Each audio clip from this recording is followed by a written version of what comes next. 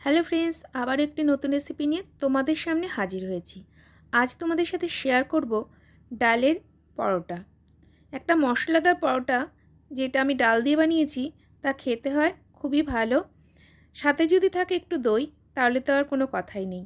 তাহলে চলো শুরু করি রেসিপি। এখানে নিয়ে নিয়েছি ছোলার ডাল। এগুলোকে প্রায় 5 থেকে 6 ঘন্টা জলে ভিজিয়ে রেখেছিলাম।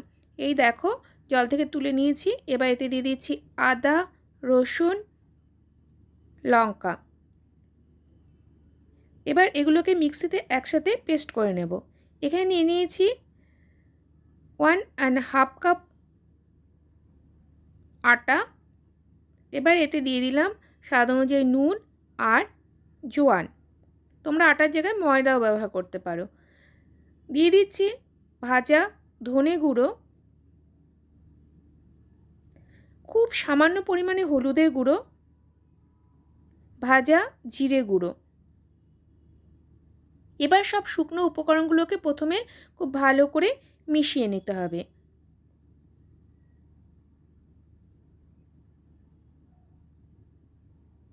সব শুকনো উপকরণগুলো ভালো করে মেশানো হয়ে গেলে এর মধ্যে দিয়ে দিচ্ছি বেটে রাখা ডাল, যেটা আমি আদা রসুন লঙ্কা দিয়ে বেটে রেখেছিলাম। এই দেখো, ডালটা কিন্তু একদম মিহি করে বাটবে না, একটু দরদরা এভাবে যেরকম থাকে সেভাবে বাটবে, যাতে ডালের যে পরোটা সেটা যাতে বোঝা যায়। এরপর এর মধ্যে দিয়ে দিলাম ধনেপাতা। এবার ধনেপাতা, ডাল আর আটা খুব ভালো করে একসাথে মেখে নিতে হবে।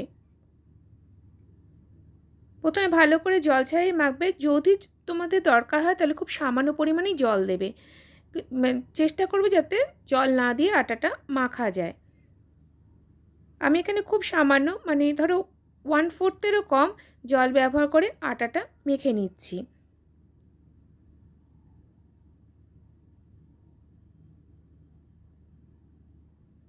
আবারও বলছি, যতটা পারবে কম পরিমাণে জল দিয়ে আটাটা মাখার চেষ্টা করবে, তাহলে কিন্তু টেস্টটা বেশি ভালো হয়।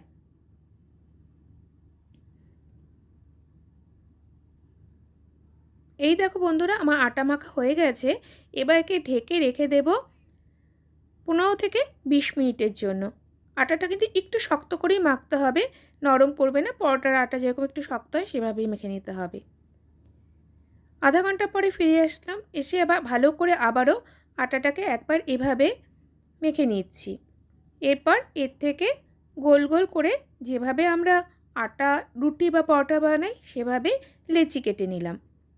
এবার এগুলোকে রুটির মতো করে গোল করে বেলে নিচ্ছি। তোমরা চাইলে ত্রিকোণা বা চৌকোনোভাবেও বেলে নিতে পারো। এই দেখো, সব রুটিগুলোকে আমি একইভাবে বেলে নিয়েছি। এই জন্যই বলেছিলাম ডালটা যেন দরদরা থাকে, যাতে এই ডালগুলো এর মধ্যে কিছুটা রয়ে যায়, তাহলেই তো বোঝা যাবে যে এটা ডালের পরোটা। আর খেতেও বেশ ভালো লাগে যখন মুখে পড়ে। এখানে একটা তাওয়া বসিয়ে নিয়েছি। তাওয়া হালকা গরম করে তার মধ্যে দিয়ে দিচ্ছি বেলে রাখা এই রুটিগুলোকে। তোমরা চাইলে প্রথমেই তেল দিতে পারো, তাতে তেলটা একটু বেশি লাগে।